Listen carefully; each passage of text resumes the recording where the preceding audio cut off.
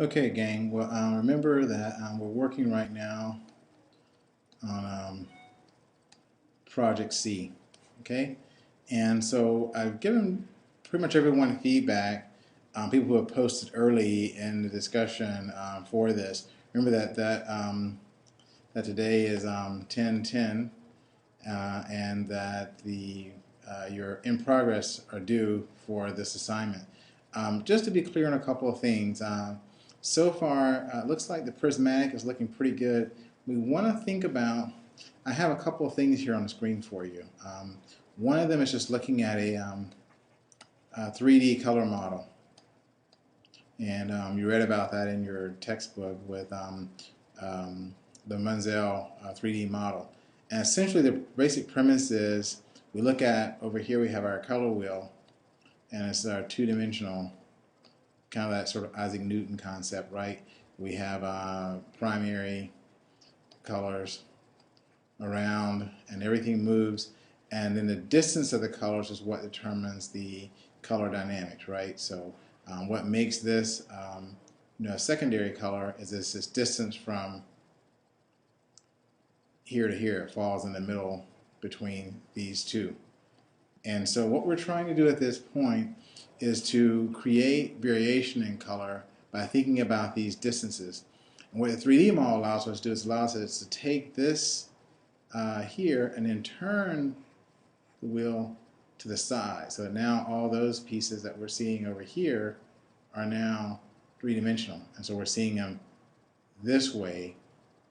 And then we also had the advantage of going in and out and on a horizontal and vertical axis. So think about that in terms of color mixing. What that means is that you're starting, go back to our first assignment where you're working down here, you're going from black to white on this scale using your grays.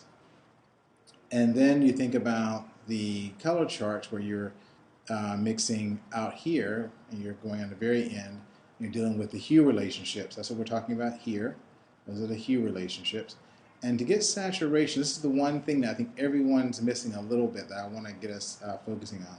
And saturation is this third axis. And that can happen. I see a lot of people creating tints for their saturation. But to get that saturation, what you want to really do is to go from maximum saturation, and you want to move in. And the way you can do that is by mixing the corresponding gray. So if this blue, if its corresponding gray is this, you mix this into that gray and you lower its saturation until it becomes the corresponding gray. And you see these two match here. So, and each one of the colors has, so for example, yellow is going to have a much lighter value and a corresponding gray. And so you can mix that in and lower that saturation to change it. Another thing you can do is you can move across the color wheel and you can go from, say, mixing. And I saw a little few people doing that, mixing complements. You can mix yellow into purple, red into green, and create those opportunities to have complementary mixing to lower saturation as well. So think about that in terms of creating that one part of your muted. So to get that muted, really push the use of grays, not just white and not just black to do on the value axes, but really work to utilize grays and complements for your muted, okay? I think pretty much everyone is doing pretty well on the prismatic and the combined saturation, but the muted across the board has been where I haven't seen as dramatic a change. Or think about them in sort of three steps. The prismatic is the most dynamic and think of it as a more volatile relationship. The combined is you're calming that relationship down and you're bringing in a sense of color harmony. And then the muted, you're going to a point of nearly a total lack of harmonious relationship, right?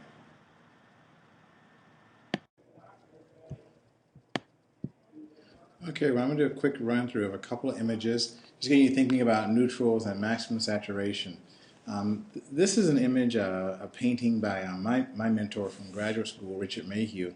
And I'm showing to you because one of the things that we cannot do presently, unless you make your own paint, is to go past maximum saturation. So, we buy our paint currently at the maximum. We can only lower it.